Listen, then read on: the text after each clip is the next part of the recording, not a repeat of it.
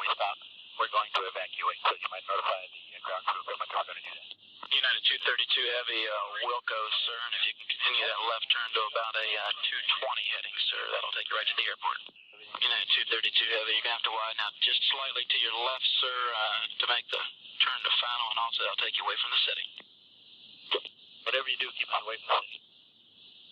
United 232 Heavy, been advised there is a 4-lane highway up in that area, sir, if you can pick that up. Okay, we'll see what we can do here. We've already put the gear down, and we're going to have to be putting on something solid if we can. United 232 Heavy, roger. The airport's currently at your 1 o'clock position, 10 miles. And United 232 Heavy, if you can't make the airport, sir, there is an interstate that runs north to south to the east side of the airport. It's a 4-lane interstate. We're just passing it right now. We're going to crash the airport. United 232 Heavy, roger. Any runway?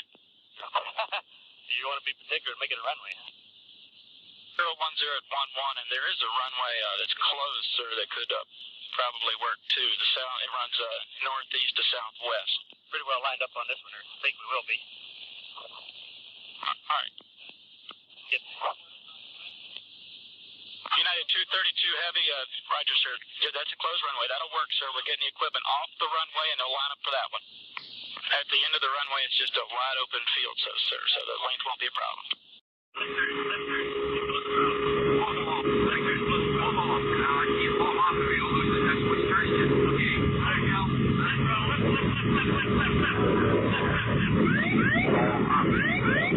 Let's go.